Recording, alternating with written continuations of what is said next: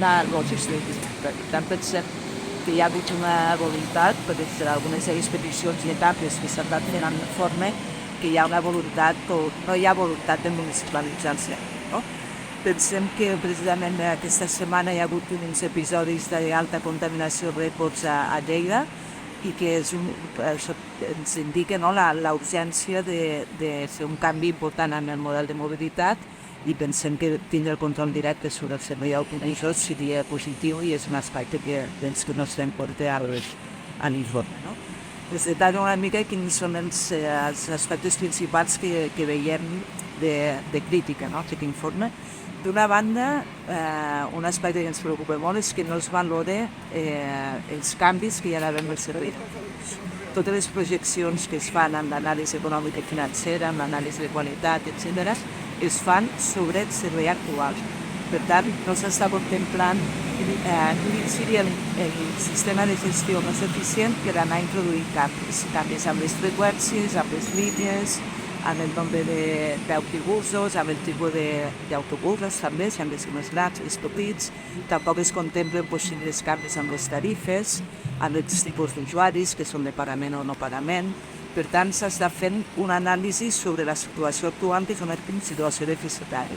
Nosaltres pensem que l'informe és evident que és complicat, no?, avaluar quins són tots els canvis que s'han de fer, però sí que s'hauria de tindre com un dels criteris principals quin és el sistema de gestió que permet més adaptabilitat. En aquest sentit sí que hi ha alguna menció al tema de la flexibilitat o l'adaptabilitat, però són mencions contradictòries. En algun punt de l'informe, per exemple, es diu que la gestió pública permet més adaptació i en canvi en una altra pàgina te surt que la gestió privada és més flexible.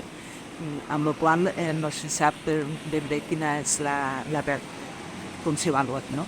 I a les conclusions no es té en compte aquest criteri d'adaptabilitat. Es basa en criteris econòmics i no es valora, no se li dona cap pes al criteri d'adaptabilitat de flexibilitat. Per tant, nosaltres demanarem al govern quina és la seva valoració d'aquest criteri i per què no es té en compte en les conclusions i si assumeix que no s'ha de fer canvis en el CPRPs. Després hi ha tota una sèrie de consideracions sobre l'anàlisi econòmica i financera que es fa, que entenem que està esbiaixada, que tendeix a sobrevalorar els costos en la gestió directa i a infravalorar els costos en la gestió indirecta. Per exemple, en l'àmbit de personal es calculen uns costos un 14% superiors en la gestió directa i 1 milió més de despesa de personal, que no s'explica per què. 1 milió és molt, les despeses es compta el personal dels conductors, això es compta igual, però després personal indirecte de l'Ajuntament se compta 1 milió més, que no entenem que 1 milió nous, això són molts sous, i no es justifiquen tan molt. Per tant, s'estan inflant després de personal amb la gestió directa. En canvi, en la gestió indirecta, tot i que l'estudi mateix diu amb algun punt que també es requerirà personal de l'Ajuntament per controlar el servei, després no s'imputa cap cost de personal de l'Ajuntament. Per tant, vol dir que no hi haurà ningú controlant el servei. Per tant, un exemple de com s'inflen costos a la directa i se baixen a la indirecta. En la mateixa línia, per exemple, el tractament de l'IVA també es fa diferent a la gestió directa i a la indirecta, quan l'IVA no depèn de la titularitat del servei, sinó del tipus d'interès. Els ingressos per tarifa estan subjectes a IVA, els ingressos per aportació municipal no, independentment de si van en una empresa pública o una empresa privada. Per tant, s'estan imputant uns costos d'IVA no deduïble a la gestió directa i a la indirecta no, i tampoc entenem quina és la justificació d'aquests majors costos per la gestió directa. També en l'aprovisionament, no? La compra de benzina o de subministraments de necessitat pres. Se diu que serà més complicat amb la gestió directa perquè s'han de fer concursos públics, però en canvi, per exemple, no es té en compte que a través de concursos públics o de subhastes públiques es paguen tant els votos que de les preus. Per facin concursos, després també han de facilitar una bona oferta de preu, no potser aconseguiríem estar, no? Això en cap cas es valora. També amb el tema del benefici industrial, aquesta és una part que exposa clarament la voluntat, entenem la voluntat del govern d'aixecar una mica nostra cap a la gestió directa, no? I no es contempla el benefici industrial ni l'impost de societats. Per tant, s'està oferint un servei a gestió indirecta amb zero benefici.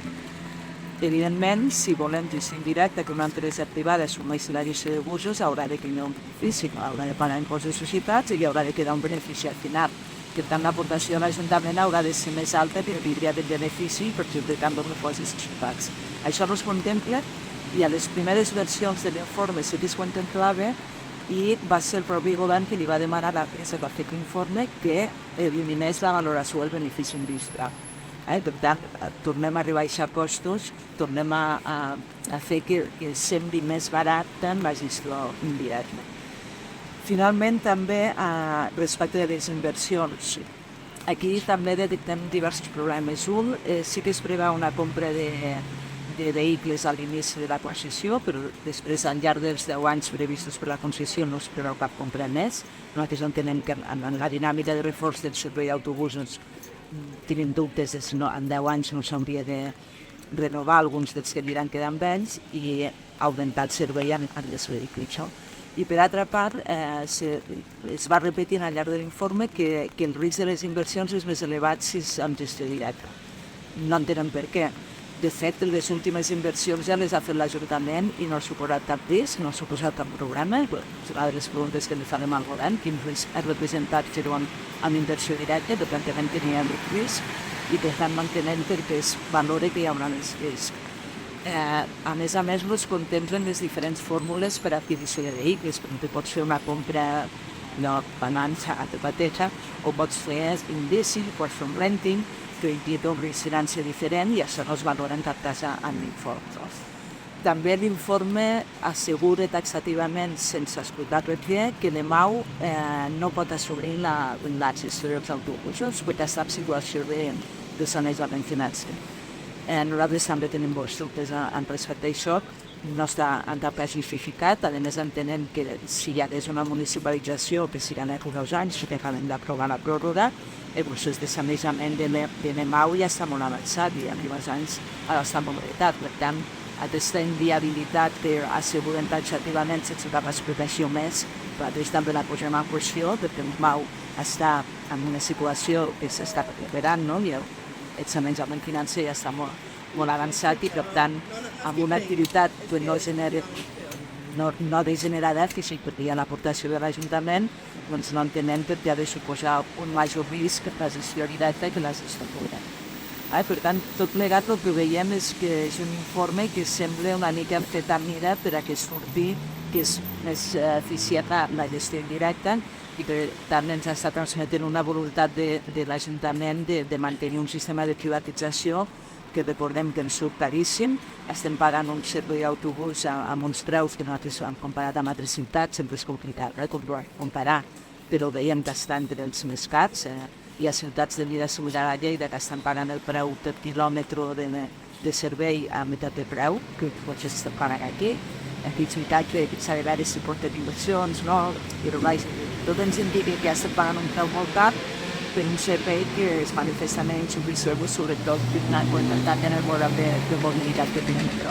Per tant, nosaltres pensem que s'ha de donar molt més valor al criteri de la rendibilitat, que s'ha de revisar tota l'avaluació econòmica per periodar aquestes deficiències i esperem que hi hagi realment una voluntat de canvi amb tot el que és la gestió de mobilitat. Venim ja d'un mandat en què ja vam denunciar l'immobilisme en mobilitat i veiem que el govern actual està mantenint una mica la política de deixar les coses tal com estan, mantenir un sistema de gestió bastant ineficient i amb aquestes indicacions que s'han anat donant a l'empresa que són els que ens fan concloure que hi ha aquesta voluntat del govern de mantenir l'activitat.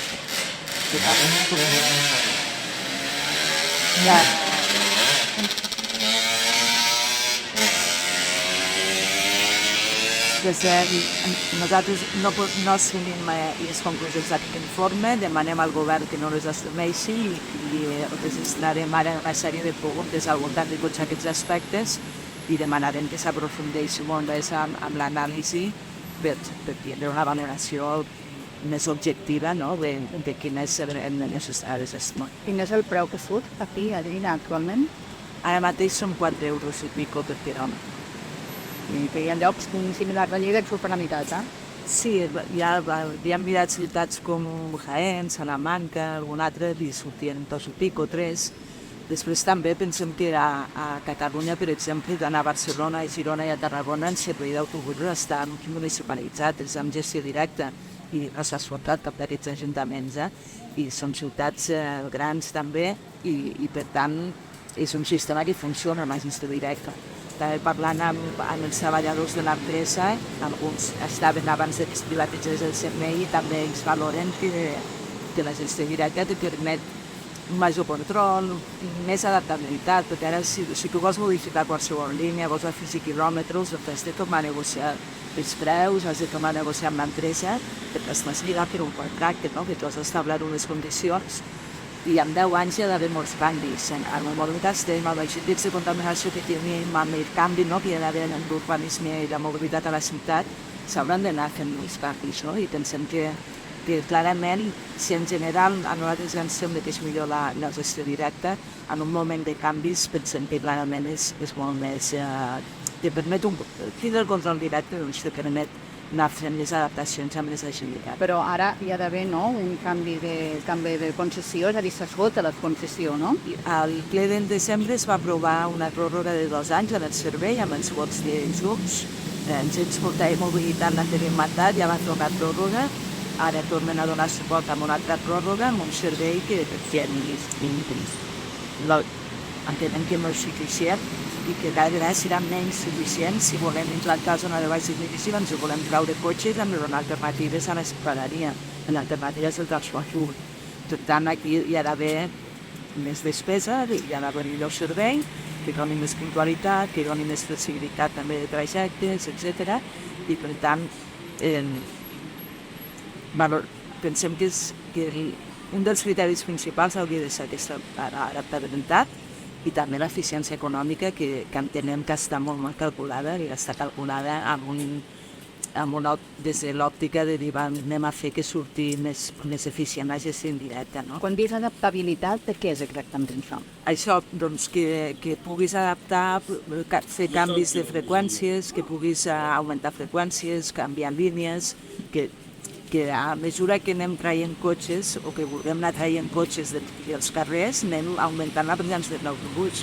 Això s'ha d'anar, si tu estàs lligada amb un contracte, te costa més.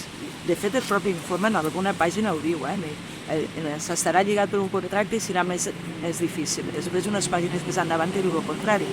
Per tant, hi ha unes incoherències flagrants en aquest sentit. I sobretot que després a les conclusions es basa tot amb el criteri econòmic i el criteri d'adaptabilitat sí que va apareixent de forma contradictòria, va apareixent, però després no està en compte a l'hora de dir, s'haurà de prendre la decisió, a part dels criteris econòmics, que insisteixo, potser han estat mal calculats, el criteri d'adaptació per nosaltres ha de ser un dels criteris fonamentals perquè necessitem anar reforçant el servei d'autobús. Si al ple ja es va aprovar una pròrroga de 2 anys, aquest informe tampoc té repercussió, no? Bueno, de moment hi ha hagut manifestacions a premsa de la regidora Morón, la regidora de Mobilitat, dient que hi havia un informe que indicava que el millor seria mantenir el sistema privatitzat. I cada vegada que hem anat parlant del tema, diu, no, farem la pròrroga perquè en 2 anys no tenim temps de fer la nova concessió. Per tant, està parlant ja de concessió. Nosaltres el que li estem reclamant, i li estem reclamant de fa temps, és que fem un debat sobre això, analitzem aquest informe. La setmana que ve tenim una reunió que ens ha convocat la regidora per parlar d'aquest informe i nosaltres, ara que tinc 2 anys, doncs fem un bon informe, no un informe esbiaixat, i valorem bé totes les despeses, tots els costos. El que el govern li hagi demanat que es negui en aquesta investigació, em sembla, no sé com qualificar, que sembla impresentable, que no hi haurà cap empresa. La valoració està feta perquè hi hagi zero benefici per l'empresa. evidentment que l'Ajuntament haurà de posar més diners per garantir els beneficis, no li per posar que faci les coses, mira, te vinc a gestionar gratis un servei, no, això no cola, no?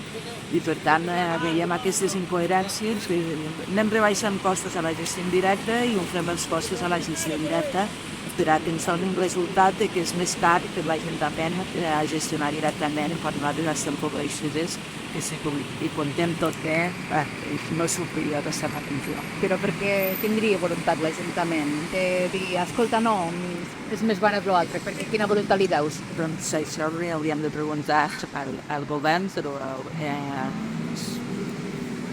treure els problemes de sobre, igual considera que és massa complicat gestionar-ho, que assisteixo a Girona ho gestionen, a Tarragona ho gestionen, a Barcelona ho gestionen i funciona, i al final per això també estan els ajuntaments per gestionar els serveis i entenem que no és tampoc és un tipus de servei que requereixi una especialització, investigació i desenvolupament, al final es conduïa autobusos, i per tant tampoc té una complicació d'àrees que dius, no, és que és important que hi hagi una empresa especialitzada perquè hi ha moltes despeses d'investigació, desenvolupament, un know-how molt específic. Aquí, sincerament, pensem que la gestió dels autobusos doncs, és una activitat fonamental de l'Ajuntament i que ens donaria més eficàcia i millor servei, millor qualitat una gestió directa.